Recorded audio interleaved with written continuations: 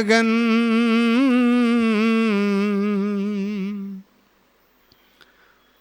आओ गुरु के भजन में हो जाए मगन, जिंदगी ये दोबारा मिले ना मिले। आओ गुरु के भजन में हो जाए मगन, जिंदगी ये दोबारा मिले ना मिले। चलती श्वासों को प्यारे न खोना कभी, रस न फिर से दोबारा हिले ना हिले, रस न फिर से दोबारा हिले ना हिले। देखना ये बगीचा न बर्बाद हो, बड़ी मेहनत से माली सजाया इसे। देखना ये बगीचा न बर्बाद हो, बड़ी मेहनत से माली सजाया इसे। ऐसी माला बना लो न टूटे कभी, फूल फिर से दोबारा खिले ना खिले। ऐसी माला बना लो न टूटे कभी, फूल फिर से दोबारा खिले ना खिले। आओ गुरु के हो, आओ गुरु के भजन में हो जाए मगन, जिंदगी ये दोबारा मिले ना मिले। तेरी काया ये चूनर अनमोल है, 9 महीना लगा था बुनते इसे। तेरी काया ये चूनर अनमोल है, 9 महीना लगा था बुनते इसे। भूल गफलत में चूनर जो फट जाएगी, दर्ज फिर से दोबारा सिले ना सिले। आओ गुरु के भजन में हो जाए मगन, जिंदगी ये दोबारा मिले ना मिले। जिंदगी ये दोबारा मिले ना मिले। आज अवसर है प्यारे तू कल्याण कर, आज अवसर है प्यारे तू कल्याण कर। पाके ऐसा नर्तन पशु सा न मर। आज अवसर है प्यारे तू कल्याण कर, पाके ऐसा अवसर पशु सा न मर। आज मिली है सांसें तू खो तो रहा, जिंदगी ये दोबारा मिले ना मिले। आओ गुरु के भजन में हो जाए मगन, जिंदगी ये दोबारा मिले ना मिले।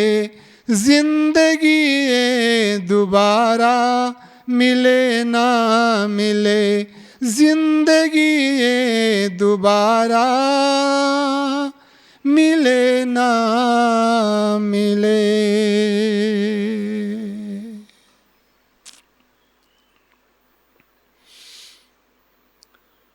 कई लोगों से पूछा गया कि दुनिया में सबसे बड़ा कौन है? दुनिया में सबसे बड़ा कौन है? किसी ने कहा धनवान बड़ा है। जिसके पास ज़्यादा धन है वो आदमी दुनिया में बड़ा है, क्योंकि आजकल जिसके पास धन नहीं हो उसको समाज में कोई प्रतिष्ठा नहीं होती है, समाज में कोई इज्जत नहीं मिलती है। अरे समाज में क्या घर वाले भी नहीं पूछते हैं। तो जिसके पास, जिसका जेब गरम है, समझो उसका दुनिया में मान है। तो किसी ने कहा नहीं साहब, धन से बड़ा जिसके अंदर में ज्ञान होता है वो बड़ा होता है। किसी ने कहा जिसका दुनिया में शोहरत है, जिसको लोग जानते हैं, मानते हैं, वाहवाही होती है, वो आदमी बड़ा है। किसी ने कहा जो ऊंचे पद पर बैठा होता है, कुर्सी में, दिल्ली के गेट में, दिल्ली के गद्दी में बैठा हुआ है, वो आदमी बड़ा है। सद्गुरु कहते हैं वो बड़ा नहीं है। धनवान से बड़ा गुणवान, गुणवान से बड़ा पदवान, ये लोगों के एक टाइटल है। सद्गुरु कबीर ने कहा, किसी ने बहुत सुंदर कहा है, दीन गरीबी बंदगी सबसो आदर भाव, कहें कबीर सोई बड़ा जामे बड़ा स्वभाव। न धनवान बड़ा, न बुद्धिमान बड़ा, न पदवान बड़ा। बड़ा कौन है?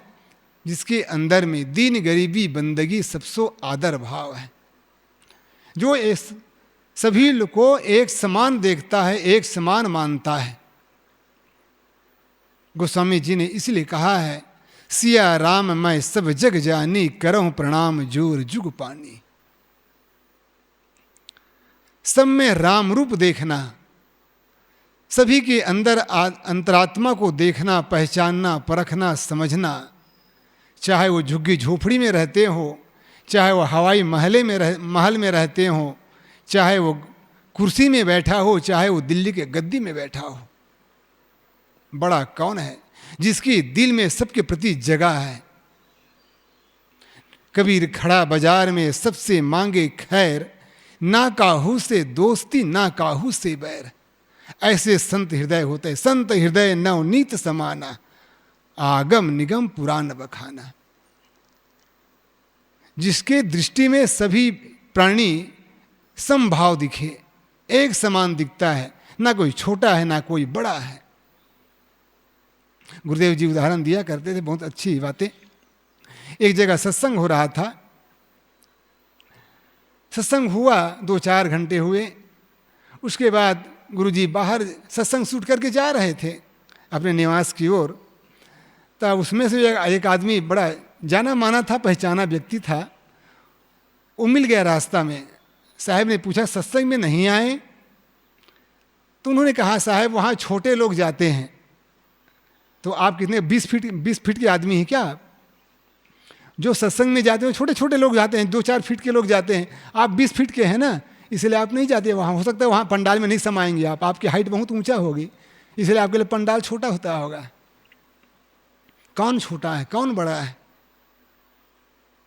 आपके पास रोज 10,000 की आमदनी है, तभी आपकी रोटी उतनी ही बड़ी है जितनी रोटी एक झुग्गी झोपड़ी में घर में बनती है।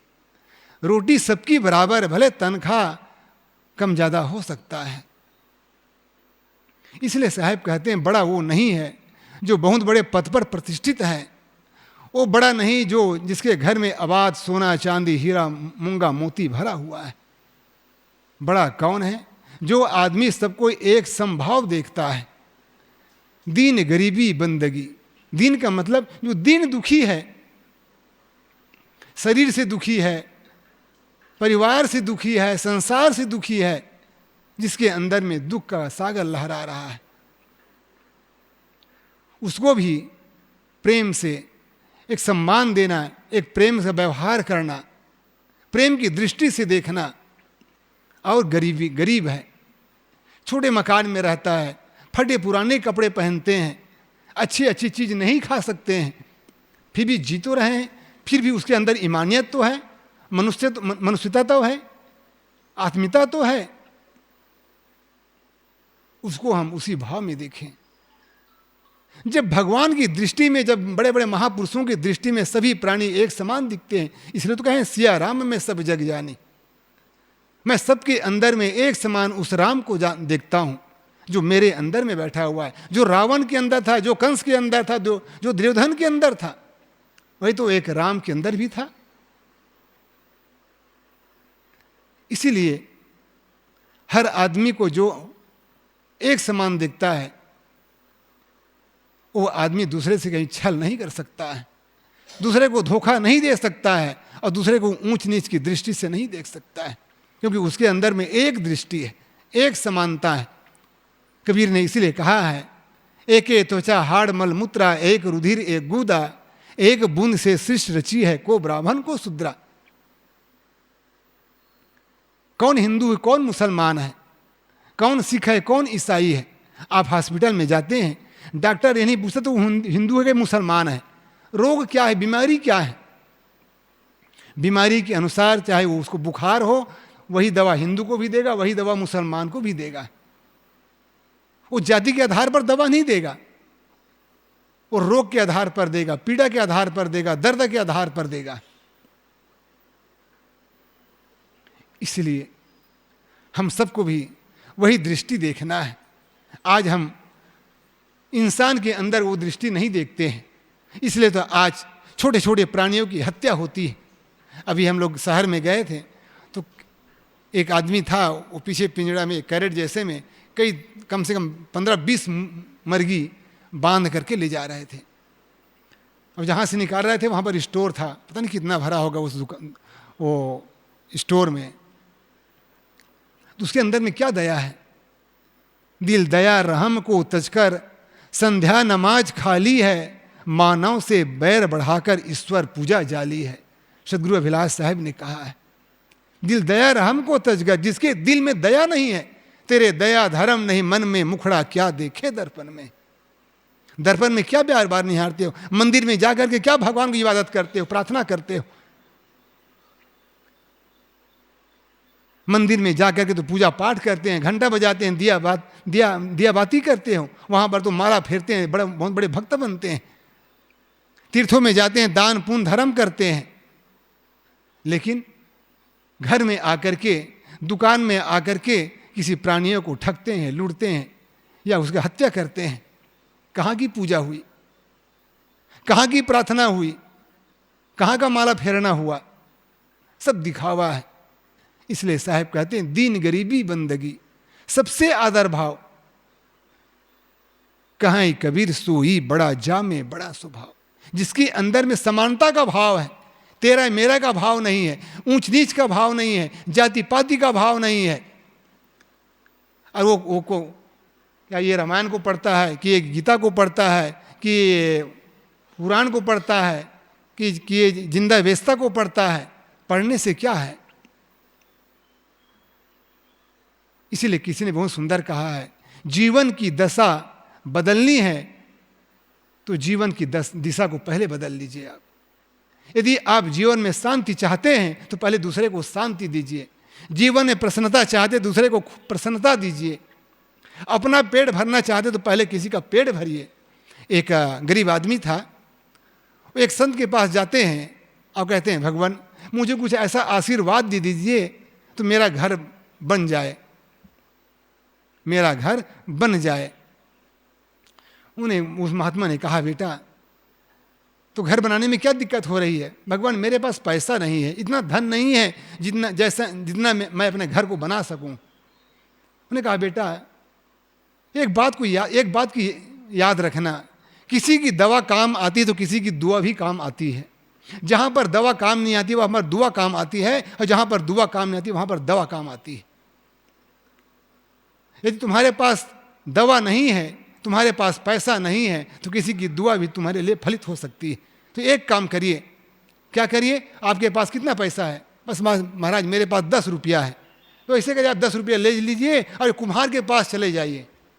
कुम्हार के पास चले जाइए, उससे क्या होगा महाराज? कुम्हार के पास जाना और एक मटका ले लेना, एक मटका ले लेना, अब उस मटके को ले करके कहीं पेड़ में उल्टा बांध देना, मुंह नीचे रहे घड़ा का, और गले में बांध करके कहीं पेड़ में डाली में बांध देना। फिर क्या होगा महाराज? बस इतना कर देना, जितना मैं कह रहा हूं उतना ही करना। मटका लेना 10 रुपए का और किसी पेड़ के डाली में उल्टा बांध देना उसको।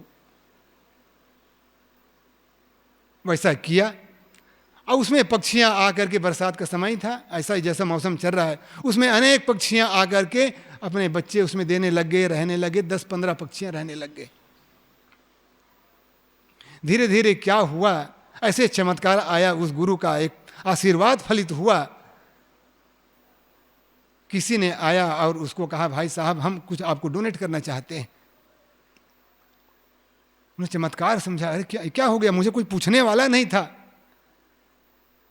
आज लोग मुझे पैसा देने लग गए। उन्होंने कहा कोई बात नहीं, कुछ करना है तो कर सकते हैं आप। पैसा आ गया और उसे अपना सुंदर सुंदर घर बना लिया। घर बन गया। ये कहानी नहीं है, हकीकत भी है, होती है ऐसी घटनाएं कई हो।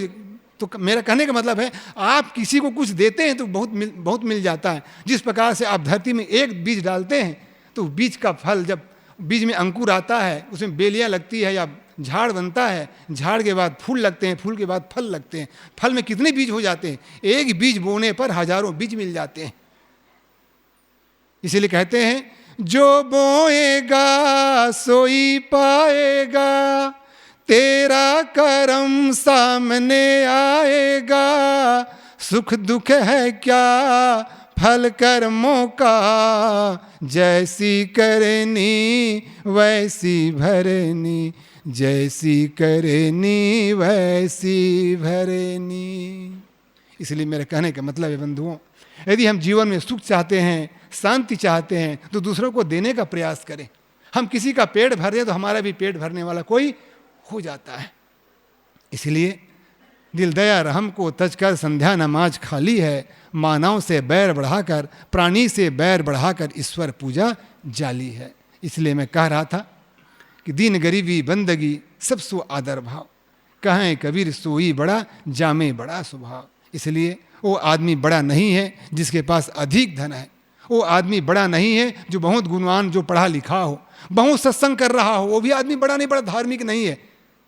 बहुत सत्संग कर रहा हो, बहुत ग्रंथ पढ़ रहा हो, इसका मतलब नहीं वो बहुत बड़ा धार्मिक आदमी है। धार्मिक वह है जिसके अंदर धर्म उद्घाटित हो गया है। और धर्म का मतलब क्या है? जो अपनी मानवता को समझ गया है, जो आदमी अपनी इंसानियत को समझ गए, वह तो असली धार्मिक है। माला तो कर में फिरे, जीभ फिरे मुख माही, मनमा तो चौदिस फिरे, ये तो सुमरन नहीं। ये सुमरन नहीं है, भक्ति नहीं है, ये दया धर्म नहीं है, धार्मिकता नहीं है, ये तो केवल बाहरी दिखावा है। इसलिए हम सब वैसा काम करें जिससे हमारे अपने जीवन में शांति उद्घाटित हो। इसलिए बहुत किसी ने वो सुंदर कहा है, वो कर्म करिए जिससे आपके अंतरात्मा को शांति महसूस हो। यदि आपके जीवन में शांति महसूस नहीं हो रही ना, तो सारा कर्म बेकार है। जैसे एक बच्चा पढ़ाई करता है, साल भर पढ़ाई कर रहा है, आखिरी में फेल हो गया, क्या मतलब? फेल हो गया है ना, फिर पढ़ाई का समय खराब हो गया। साल भर पढ़ा और कोई आदमी 2 महीना पढ़ता है, पास हो जाता है, तो पढ़ने का उसका ढंग है। लेकिन ये आदमी साल भर पढ़ा, फेल हो गया, कोई मतलब नहीं हुआ। उसी प्रकार से आदमी कितना भी दौड़ रहा है लेकिन पहुंच नहीं पा रहा है, तो दौड़ना बेकार है। उसी प्रकार से आदमी कितना माला फेर रहा है, दिया बाती कर रहा है, नाम जप कर रहा है, जीवन में शांति नहीं है, तो सब बेकार है फिर। इसलिए हम सबको भी उसी नज़रिए से सभी को एक समान देखना है और सबके साथ वैसा भाव रखते हैं तो सचमुच में हमारी धार्मिकता, हमारी विचार, हमारा थिंकिंग और हमारा जीवन जीने का जो ढंग है अच्छा होगा और हमको भी सुकून मिलेगा, जिसके लिए हम जीवन भर प्रयास कर रहे हैं और जो काम करते आ रहे हैं। ज़्यादा ना कहते हुए यहीं पर अपनी वाणी को विराम देता हूँ। बोलिए सद्गुरु देव की जय।